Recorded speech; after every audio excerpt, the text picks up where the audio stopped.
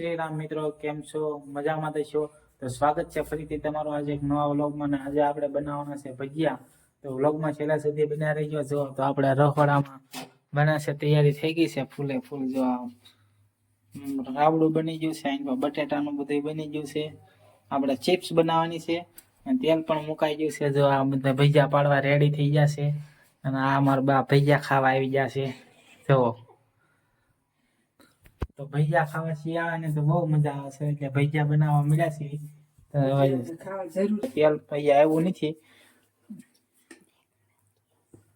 જરૂર છે, તો બધાને ખબર પડે જ છે.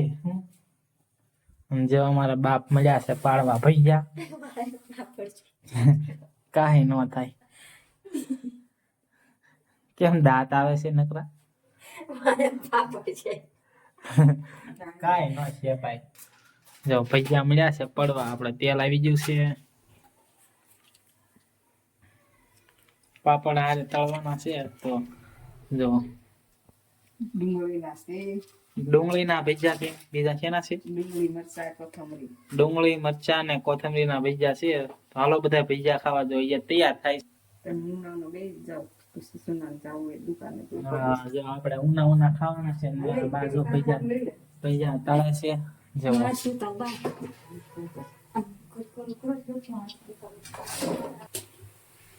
તો ગરમા ગરમ બની જાઓ.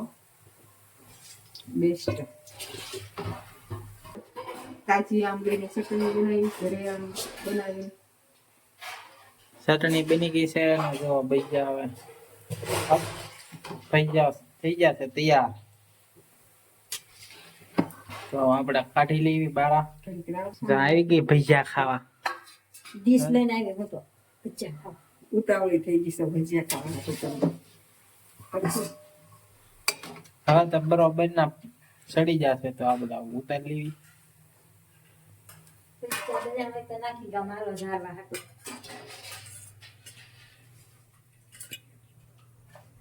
જો આ માતાજીનો થાળ તૈયાર થાય છે. તો હવે આપણે જવાનું છે માતાજીને થાળ ધરવા.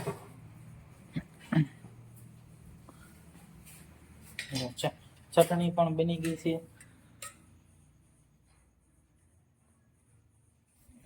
અને મિત્રો અમે ગમે સારી વાનગી બનાવી એટલે પેલા માતાજીને ધરવી છે અને અમારા ભાઈ છે એના ધરવી છે. જો તો આપણે ધરી દીધું છે અને માતાજીના મંદિરમાં ધરી દેવી. તો આપણે થાળ ધરી દીધા છે માતાજીને ભાઈને બેયને.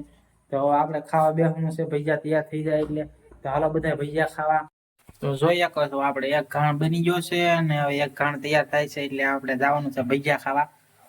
જુઓ ગરમા ગરમ પાપડ હવે તળવાના છે. હા તો શું બનાવતા ખાવા મળ્યા. પૂછ્યા ચા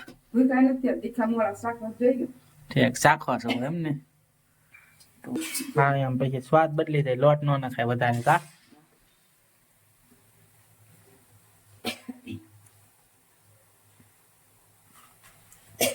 ના મહેમાન ભાગ્યા છે. સુરત ઠેલા પેલા તૈયાર કરી. હાલો તો બાય બાય ગોપાલભાઈ, મળ્યા પછી. જો આપડા ભજીયા તૈયાર થઈ ગયા છે ને આ મળી છે ખાવા. આવે તો હાલો આપણે હવે ભજીયા ખાવા મળવાના છે. જો તૈયાર થઈ ગયા છે તૈયાર. તો હાલો બધા ભજીયા ખાવા. શિયાળાના તો બહુ મજા આવે. જો કેવા બન્યા? મસ્ત એક નંબર. એક નંબર. કે ન ખાધા એવા ભજીયા એક નંબર મસ્ત. વાહ ભાઈ વાહ. આપણે ખાઈ જ જશું. હાલો મળી આવા નવા વ્લોગમાં. ત્યાં સુધી જય શ્રી રામ. વ્લોગ સારો લાગ્યો હોય તો લાઈક કરજો, શેર કરજો, સબસ્ક્રાઈબ કરજો અને કમેન્ટમાં કહેજો કેવો વ્લોગ કેવો લાગ્યો.